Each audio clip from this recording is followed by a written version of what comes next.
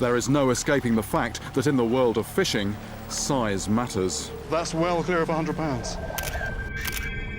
The bigger the catch, the greater the glory. Now, I have seen one 14 foot long down there.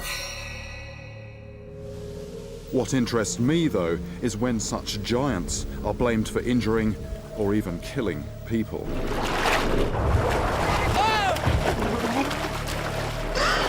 It's easy to dismiss stories of river monsters as mere mumbo-jumbo, or write them off as fishermen's yarns. But there are sound scientific reasons to keep an open mind. Unlike land animals, aquatic creatures have their bodies supported by water. Gravity does not limit how massive they can become.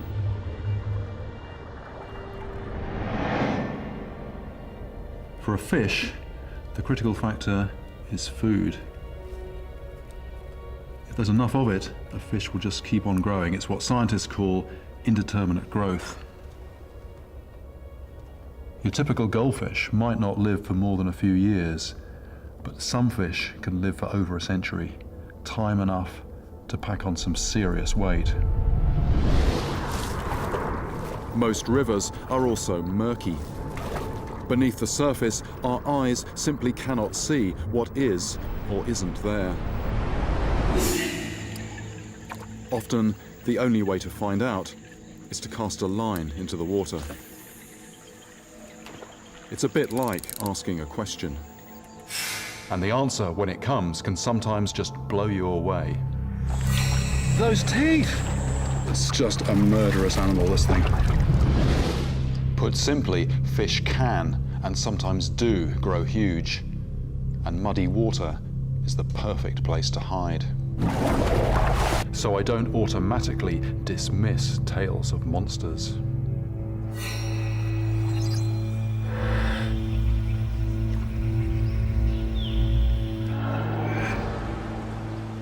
A few years ago, in the Himalayas in North India, I heard about a man who'd vanished without a trace in a remote river.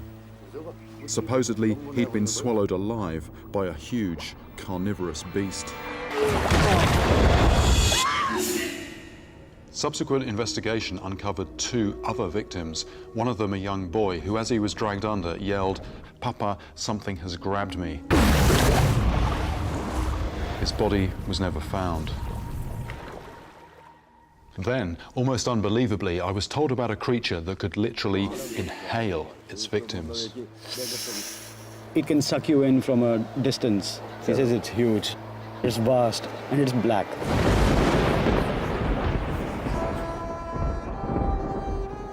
But in a region steeped in demons and spirits, how much of this could I really believe?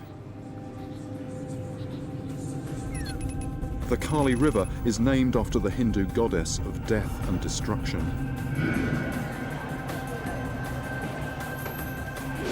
Just to reach the remote area where the attacks occurred, over 1,000 miles from the sea, involves a cramped, bone-jarring journey of several days. If anything goes wrong, I'm a long way from help, but it's getting too late to turn back now.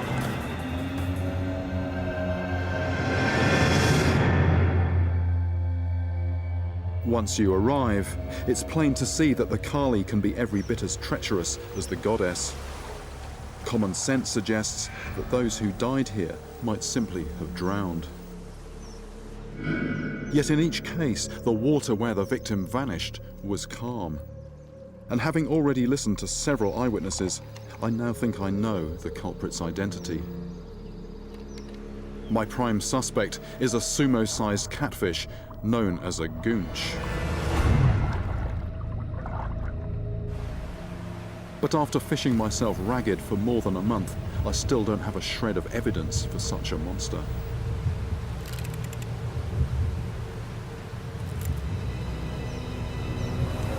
Something is investigating the bait. The big one.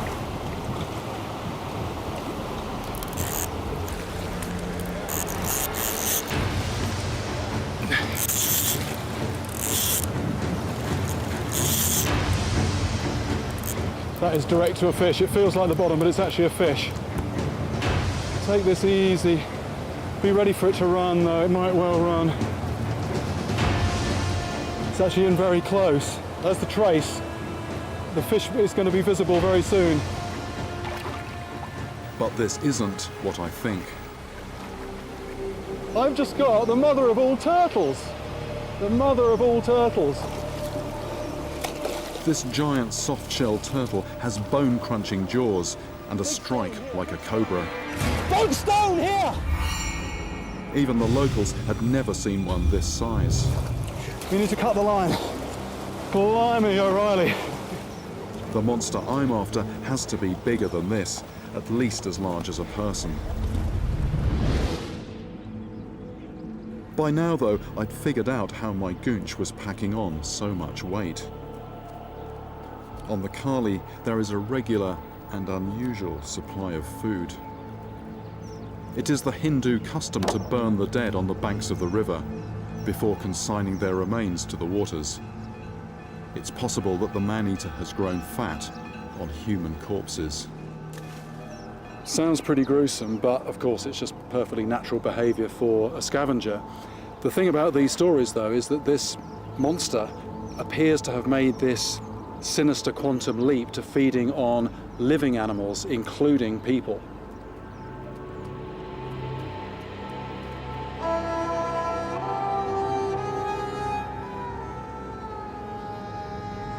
Although I am now certain about this freshwater killer, to convince the outside world that it's not just some colourful fantasy, I need hard evidence.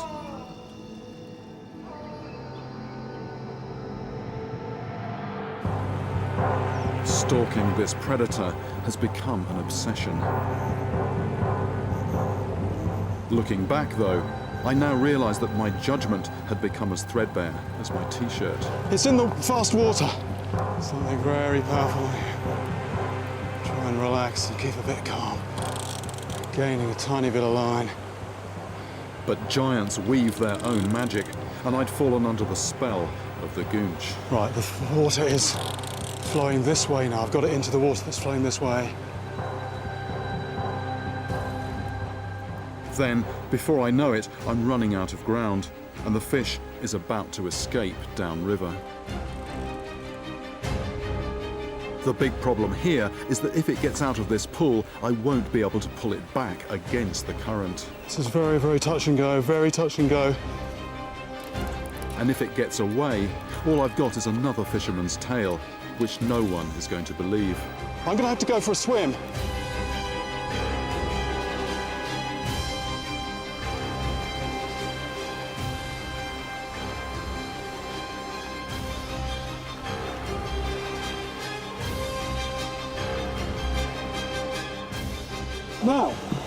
Now! They do exist, the goonch do exist.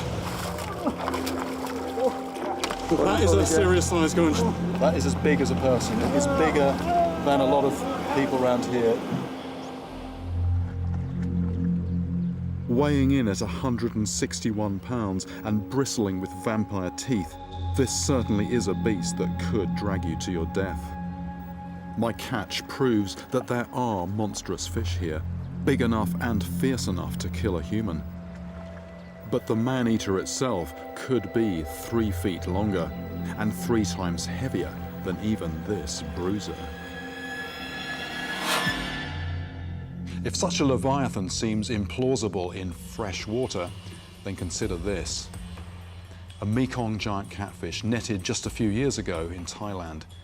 It measured 8 feet 10 inches and weighed 646 pounds. That's 1.5 times my length and nearly 4 times my weight. Incredibly though, even this hulk has a rival, a creature said to grow more than twice the length of a man.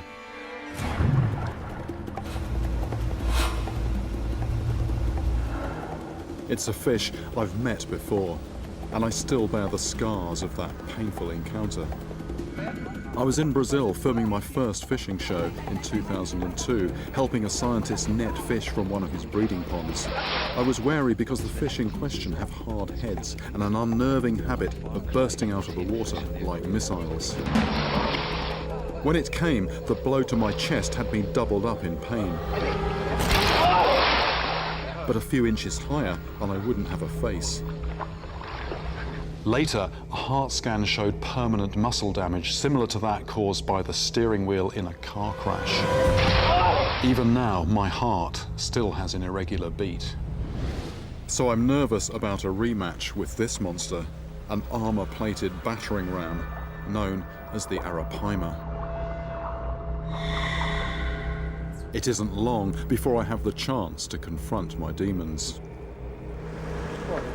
Salted Arapaima meat was once a meal widely enjoyed in the Amazon.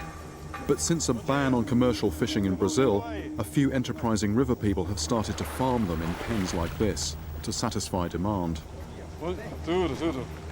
Since they're about to haul one out for their own cooking pot, I decide to pitch in and overcome my fears, once and for all. Oh, I just fell on a fish.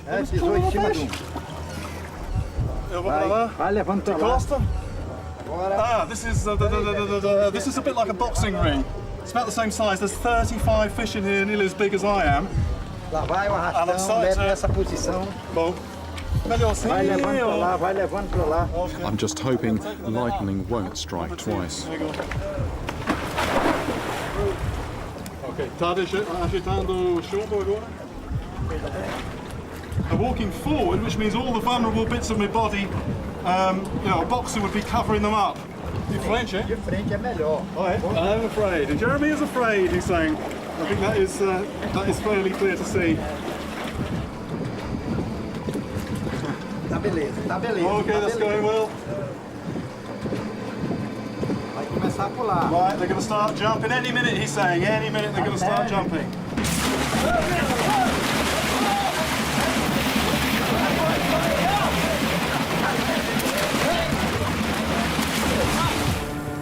Arapaima can really pack a punch. Given the choice of being hit by one of these fish or a heavyweight boxer, I'm not sure which I'd choose. É 40 quilos. Olha aqui, 1,40 m. Look at that. Having conquered my fears, I head into more remote backwaters to try and catch one of these giants in the wild. I've heard tales of fishermen mysteriously vanishing, leaving nothing more than an empty canoe. Caiman and anaconda generally take the rap. But I think the Arapaima's huge size and explosive temperament are sometimes to blame. Claims of 11-foot specimens that weigh a thumping 500 pounds are widely accepted as reliable. However, with few recent records to go by, the only way I can check these stories is to head deeper into the Amazon, to where there might still be super-sized Arapaima stalking the water. As I travel further upriver, civilization recedes and the forest closes in. Then, in a remote settlement, I find my first tangible evidence that there are still monsters out here. Believe it or not, this is actually a fish, and this is a big fish. It's the skin of an Arapaima. And if its scales make you think of a dinosaur, that's because the Arapaima is indeed a dinosaur of sorts. It has swum in these waters virtually unchanged since the Cretaceous period. That is just a single scale from this animal. I mean, that is pretty impressive, but they go a lot bigger than that, and the reason I know that is that. Now, whatever that came off, that would have been a serious river monster. I've come here in the dry season when the water level is low and the fish are more concentrated.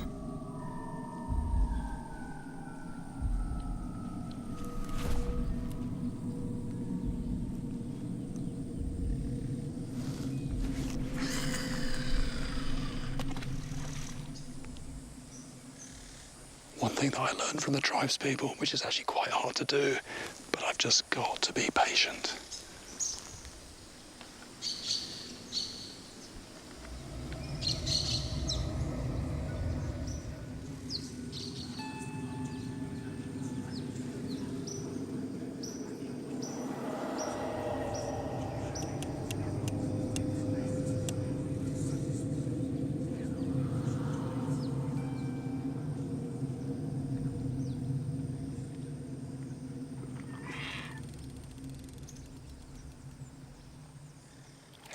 Yes, yes, yes, yes.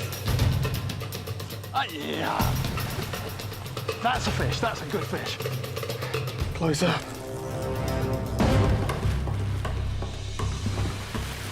Can see the fish. The arapaima is a bone-headed torpedo that's known to go ballistic.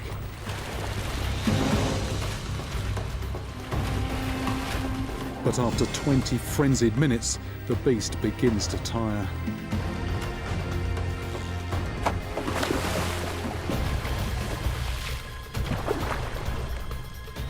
Precisam alguém para pegar.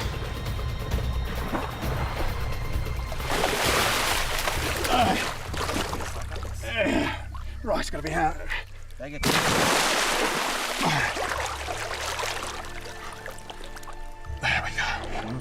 Aligash, minha bolsa aqui. Oh, look at that, it came out so easily. Take onto. Yes. Okay, we're ready. There it is. Look at that for a fish. Look at that. Massive female arapaima, about 150 pounds.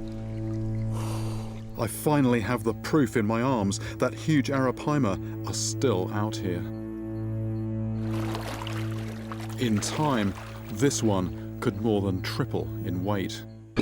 Go, that's good, that's good, that's good. Look at that. That was good. That was the fish just having a breath, which is excellent. It means the fish is not too tired out. But I mean, mainly this fish is just a bony head with a big cylinder of muscle behind it. But if this fish wasn't tired out, I don't think I'd be able to hold it. That's good.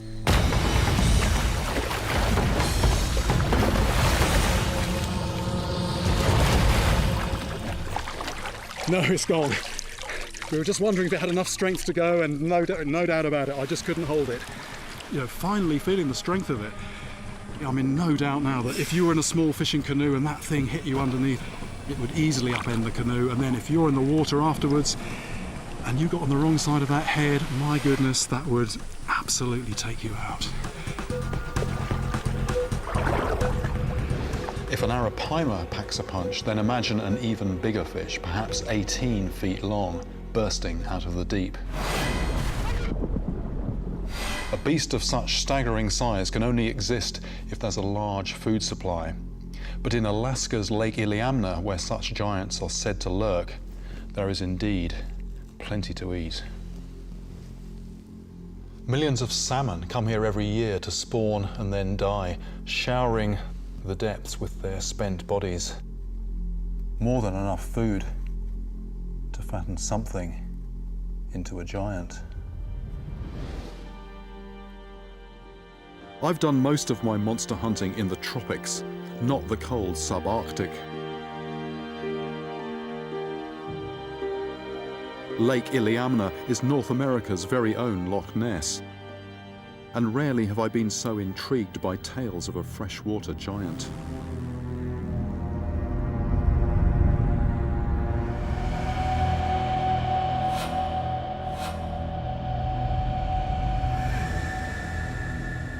Ever since the 1940s, when bush pilots began flying over this remote lake, there have been strange sightings of huge dark shapes in the water. Going back even further, the tribal legends of the Aleut tell of an immense creature that brings death in its wake.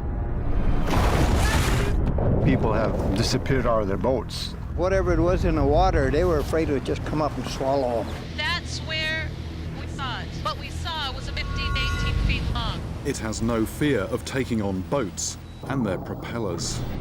Motor prop, you can see teeth marks on it. So what is this huge and sinister monster?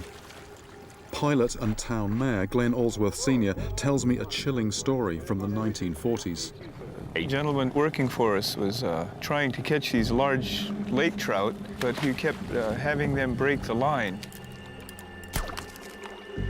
And so being an aircraft mechanic, he got some aircraft cable, which is very, very strong. The mechanic then fashioned his own hook and fixed it to the end of the cable, which he then tied to a washed-up tree stump. He knew that he had a line there that fish would not break, and so he decided whatever kind of monster was busting off his line, that wasn't going to happen to him again. confident that he'd get his fish. This time, he left and planned to come back next morning.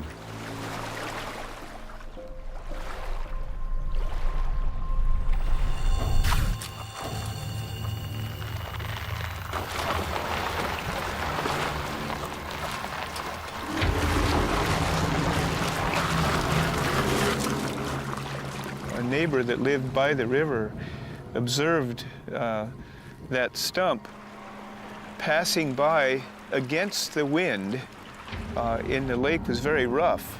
And this gentleman that observed this was very surprised that how could this tree stump be moving against the water, against the wind and the waves?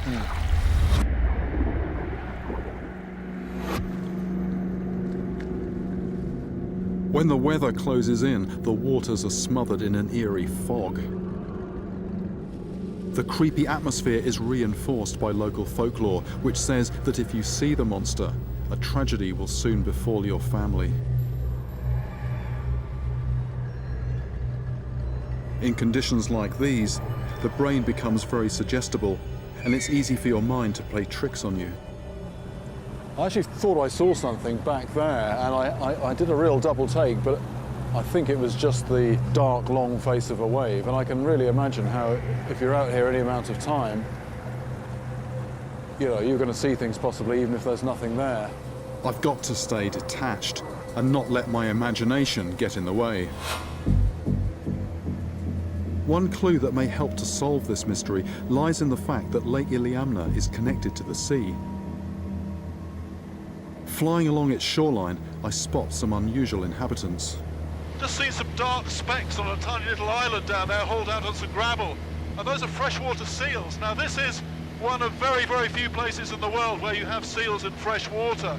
And it does bring home the fact that although we call this expanse of water a lake, it's just so huge. And if the seals have managed to get in here from the ocean, it does make you wonder what else might have got in as well.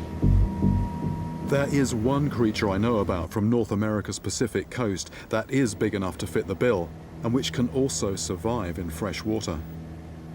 But my chances of finding one of these prehistoric monsters here, in a lake that's vast enough to swallow Loch Ness sideways and which plunges to 1,000 feet deep, are virtually nil. What we're talking about here is an absolutely immense body of water where nobody has ever caught one, and where the sightings are, you know, they're less than once a year. So to get one on the end of a line, you know, if I had 40, 50 years, I might be in with half a chance, but realistically, it's just not going to happen here.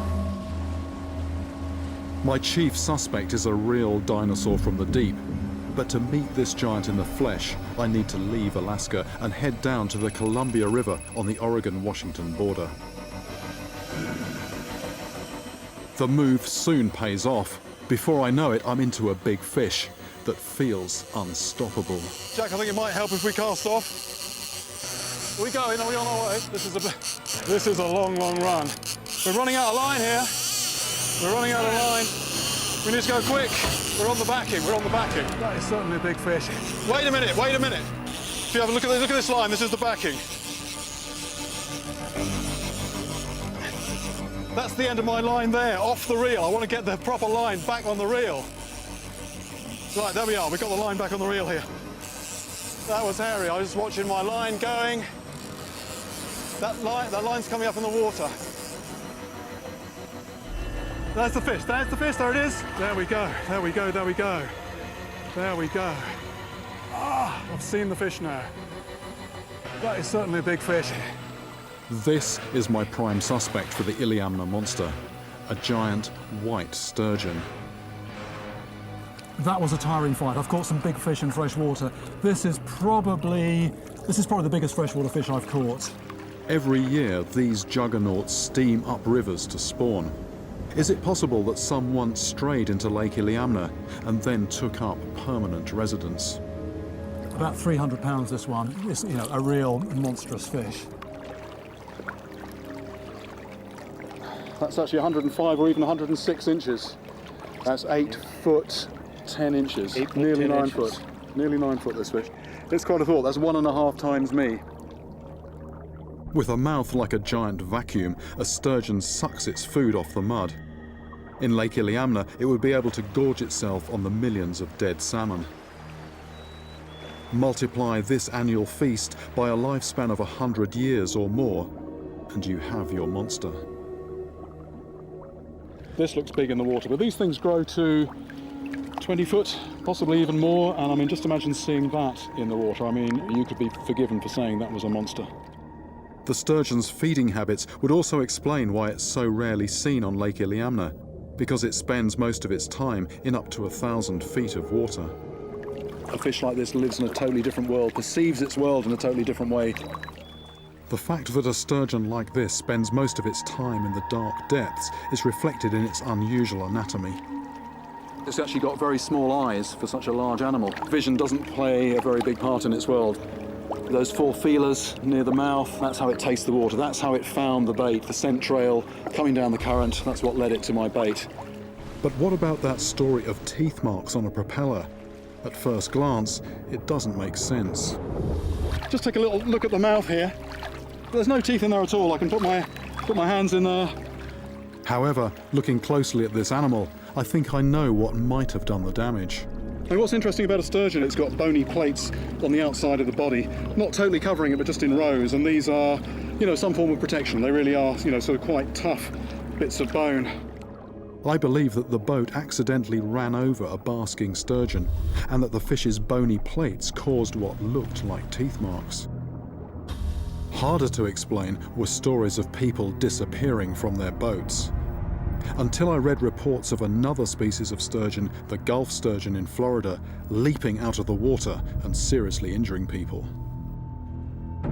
This strange behavior could be the final piece of the puzzle. Maybe jumping white sturgeon have occasionally landed a knockout blow. No clues would ever survive, because in icy water, a body sinks. All this convinces me that the Alaskan lake monster is in fact a non-seagoing population of white sturgeon. Despite its intimidating size, a sturgeon is not out to eat you. In the heart of Europe, however, lurks a far more sinister giant. According to old accounts, this super heavyweight once reached lengths of 16 feet, and one was even found with a human head inside its stomach. Now, some centuries on, the beast is back.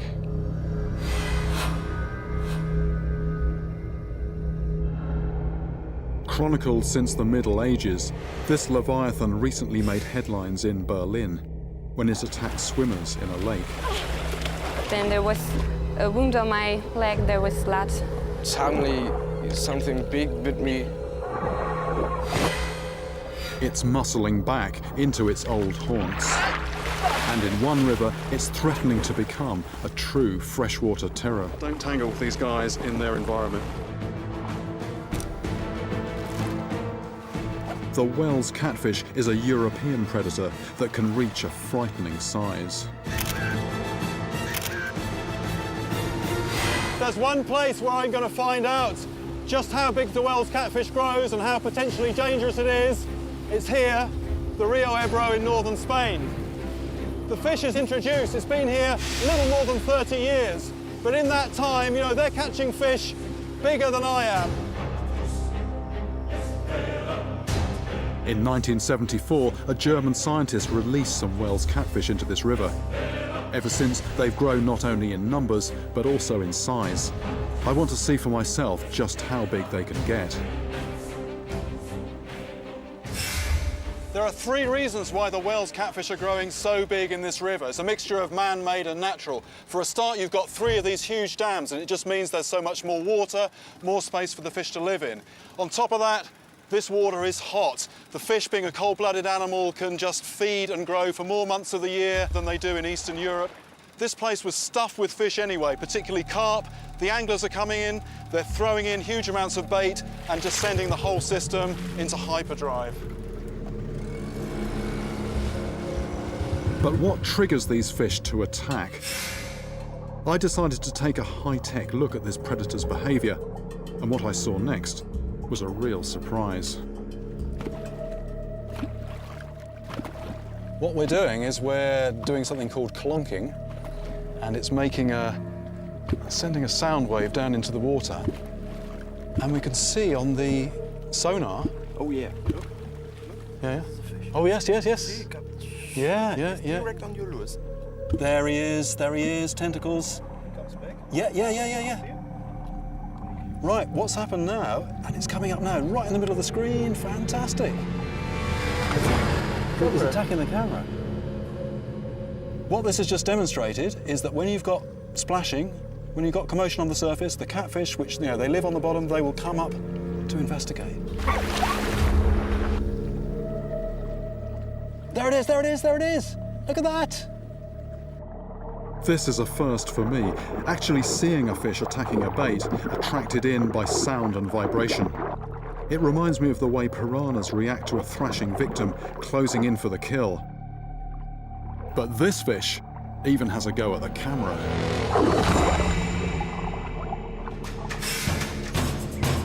They're said to reach 8 feet long in this river, but I won't believe it until I've seen it. To increase the chances, we've set up several rods.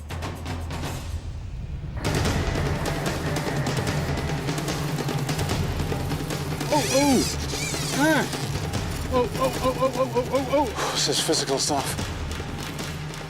One slip against this heavyweight, and I'm in real trouble. There's the fish. Hey. The Wells isn't going to win any beauty contests, but it is an exceptionally powerful fish. The measure of the beast, that is 7 foot 1, 2, 3, 4, 7 foot 4 inches. Then you open the mouth. You can actually hear the echo coming out of the mouth there. Hello, hello. And I can see its gullet opening and closing. If I was so inclined, I could put my fist down there quite easily. That is an eating machine. The whole thing is nearly 8 foot of just solid, rippling muscle. If that grabbed hold of your leg, that's an unpleasant enough thought, but if that decided not to let go and you were swimming, you'd be history. Maybe those medieval legends were not so far-fetched. Up to this point in my career, even the toughest battles with the very largest fish had lasted no longer than 30 minutes. Then I heard about an epic 6-hour struggle to land a monster that in the end was simply too massive to weigh. Incredibly, this Moby Dick of river giants was totally unknown to science until just 20 years ago, even though it lives in crowded waterways right under the noses of millions of people.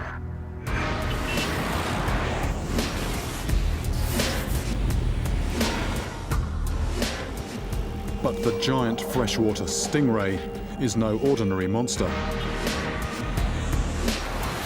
This gargantuan fish from Thailand comes armed with a 10-inch venom-coated bayonet.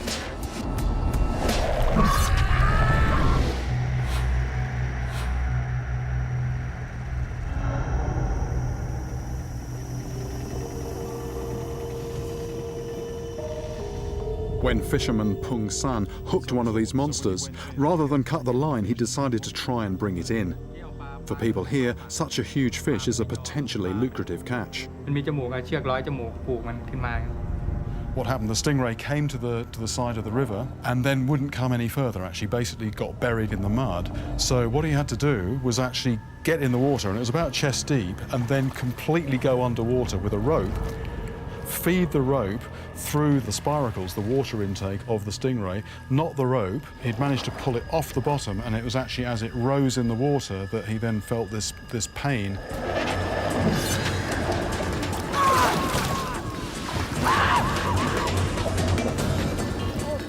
The wound was actually just numb to start with.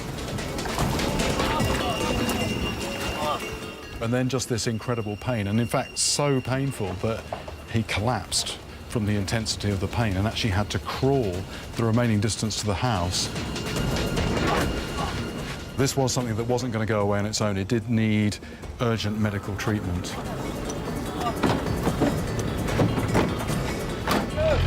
He may not feel it, but Pung San was lucky. The venom-loaded sting went into his thigh at a shallow angle, and he escaped with his life. he still has the very barb that impaled him. Can I have a look at that? I can't let this weapon deter me from going after a giant ray myself. Right. Well, seeing that really does concentrate the mind. Absolutely vicious point on that and these horrible barbs down the side. But if that had gone in straight and if that had punctured the femoral artery, you know, that could have killed him. This is a fish I've got to really treat with some respect. I leave Bangkok and head 50 miles west to Samut Songkhram. The river here is inhabited by some of the biggest freshwater stingrays in the world. To try and catch one, I've brought a marlin-class rod, rigged with ultra-strong braided line and 30 yards of thick nylon monofilament at the business end. With everything prepped, we head for the chosen spot, a deep pocket in the riverbed known as Area 51, because, as they say round here, it's crawling with aliens. And it's not long before first contact.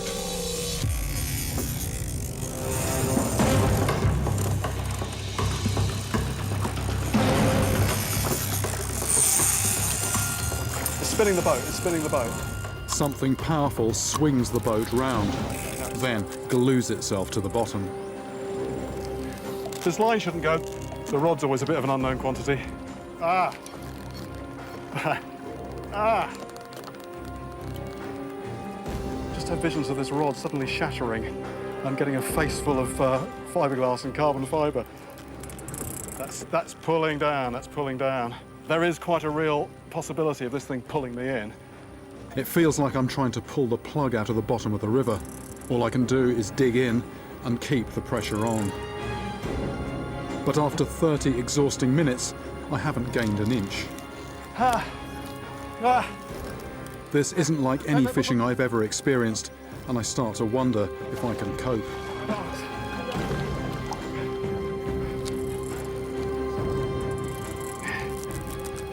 With neither of us willing to give in, it becomes a war of attrition.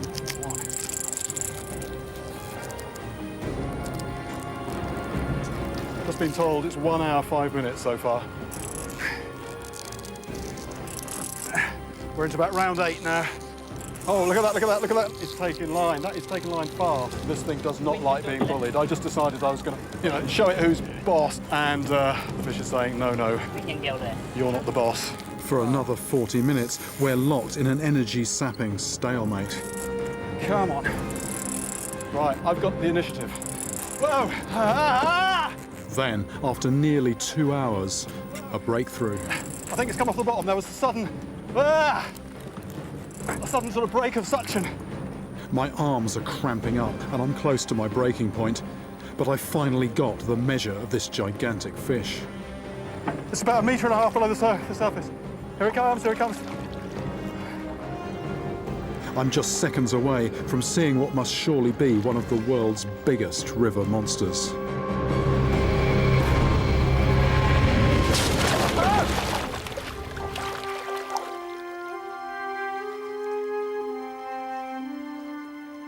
I thought it was my shoulder going for a minute, but it was actually the rod. Too long, yeah? Rod's too long. Eventually, after 2 hours, something was off the bottom. We were trying to get the net round it. The rod went, and the fish escaped. It wasn't quite in the net. And to make matters worse, I found out later that the battle had also left me with a snapped tendon.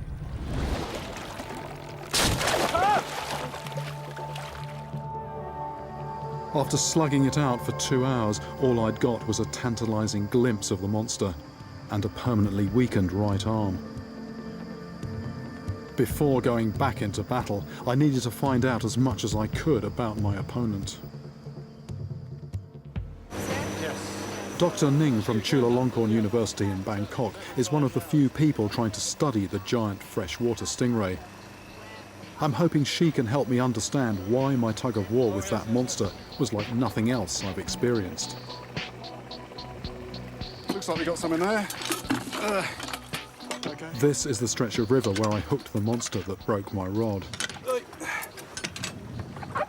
at that. That's what's on the bottom here. Thick mud is going to give my quarry a big advantage. they're going to get a very good seal and very good suction. I now understand why I had such a battle to pull up this animal. Just imagine that's the stingray. I mean, that actually weighs nothing at the moment. I can lift that easily. And just getting a little bit under the mud. There we go. And I can lift it up. Look at that. Ah. So, if that stingray gets the edges of its wings under the mud, I'm not just trying to lift the stingray, I'm trying to lift the whole bottom of the river. The stingray has all the advantages. Bringing such a monster safely alongside the boat requires a shorter rod. Right, it might surface over there. After another back-breaking fight, I've finally got a second chance to land one of these otherworldly giants. It's under the boat now. The fish is under the boat. I don't want to be lifting it while it's under the boat. I think it's coming this way again.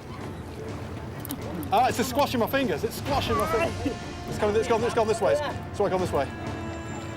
It's okay. See the water boiling there? I haven't seen the fish yet.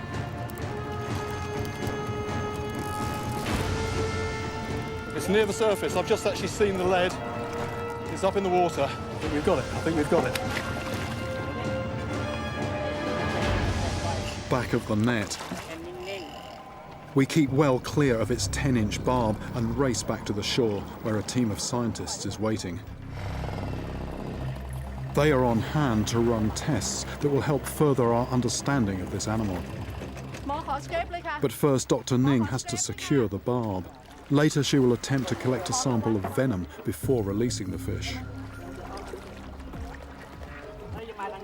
It takes 7 people to heave this huge beast onto its front into a position where we can measure it.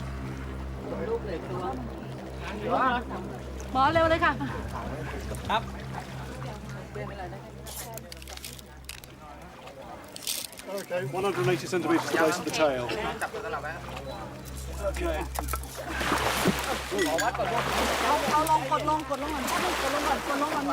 Head down forward. Go for the wingspan.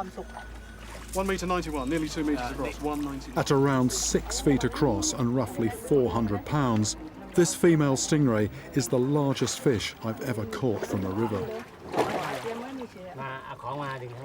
Then, as I'm still trying to comprehend this strange giant, an extraordinary spectacle. So we've just got the fish into where the scientific team is. And literally, as we sort of pulled it in the net, it's actually given birth to 2 live young. Dr. Ning uses ultrasound to see if there are any more babies still inside.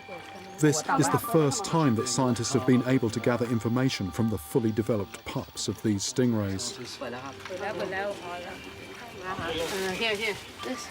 On the ultrasound, there's the dark line, which is a cavity, and then there is a lighter shape inside it. So apparently that is the baby stingray still inside. See the baby moving? I thought I had 1 fish on the end here. It looks like I've got 1, 2, 3, and another one inside. 4 fish, 1 hook. Like many sharks, stingrays give birth to live young. When they emerged, these babies had what looked like a small cap on their stings, presumably to prevent internal injury to the mother. These safety catches quickly drop off, though. Within moments, the twins are armed and ready to defend themselves. The babies are taken away for tests, but will soon be brought back. The great thing about these fish here, these 2, is that they are, pretty well fully developed. They might be being born a little bit early, but I think they are definitely going to survive in this river, particularly with that 2-inch prong on their tail. There's not a lot that's going to come near them. Meanwhile, Dr. Ning turns her attention to the mothership. There is one final sample to extract. Okay, I'm holding it. Just be careful. Right, we're now going to take the toxin. Okay, I'll help you. By analysing this poisonous slime, scientists may one day discover how the venom works.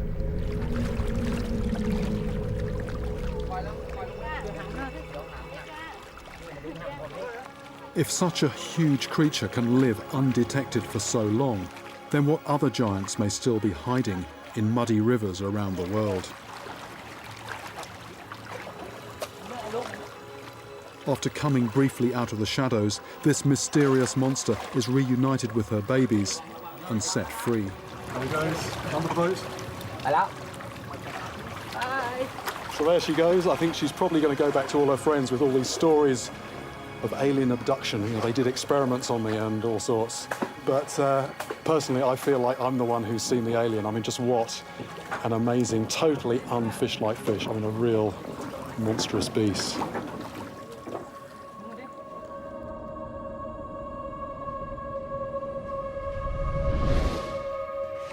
These catches are some of the biggest fish it's possible to find in fresh water. 5 monsters with a combined weight of well over half a ton. But do I think this is the end of the story? Even after catching these giants, I've come across others that I never knew existed. And even now, I'm busy planning new adventures to wild and dangerous rivers. Perhaps the biggest is still to come.